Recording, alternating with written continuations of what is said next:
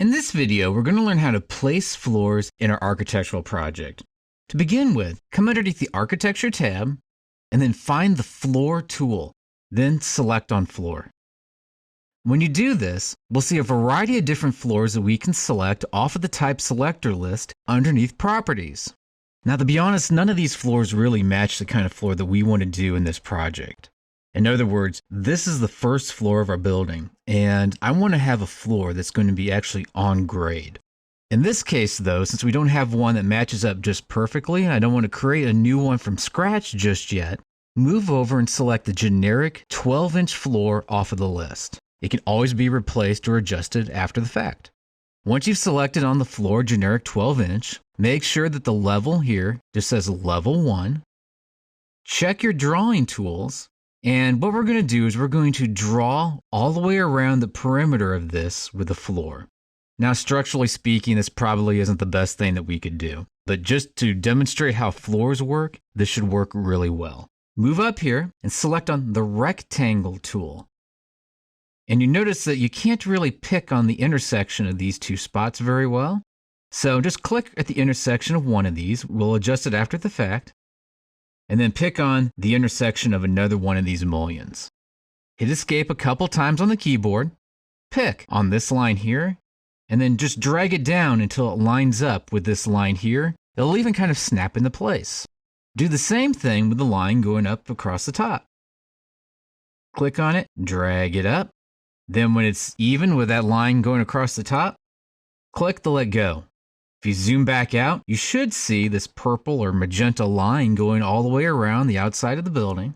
Then, if you click the big green check mark, we'll now have a floor in that location. To verify this, come up to your 3D icon and click on the little house. And you should now see a floor going all the way around the perimeter of your first floor.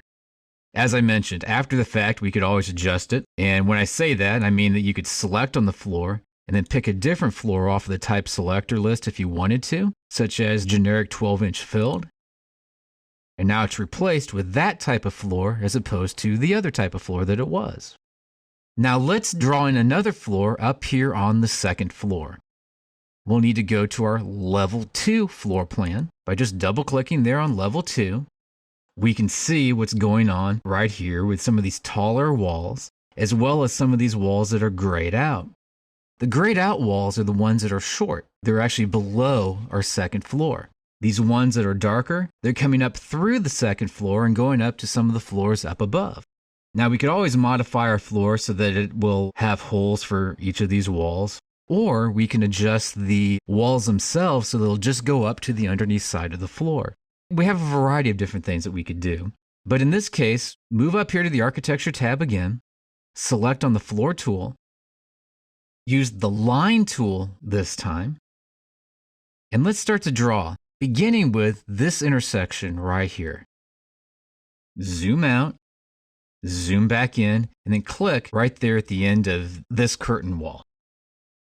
The next thing I like to do is click this Pick Walls tool, and then check this checkbox that says Extend in the Wall Core.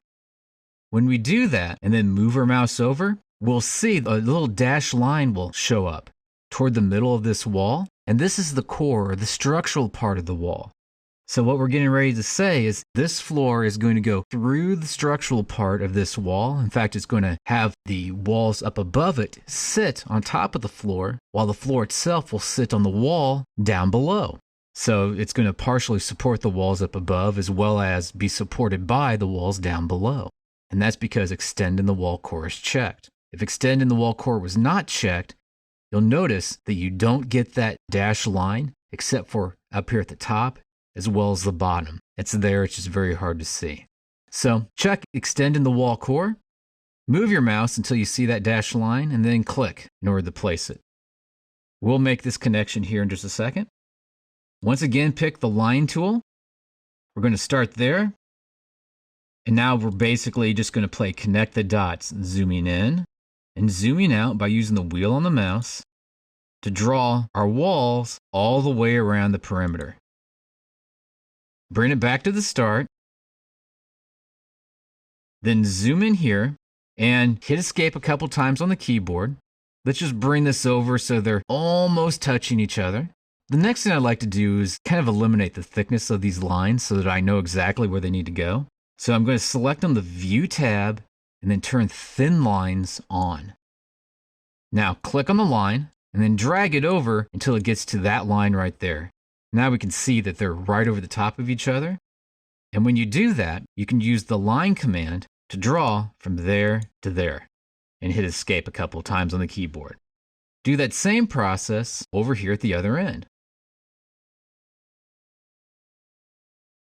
Line, connect them.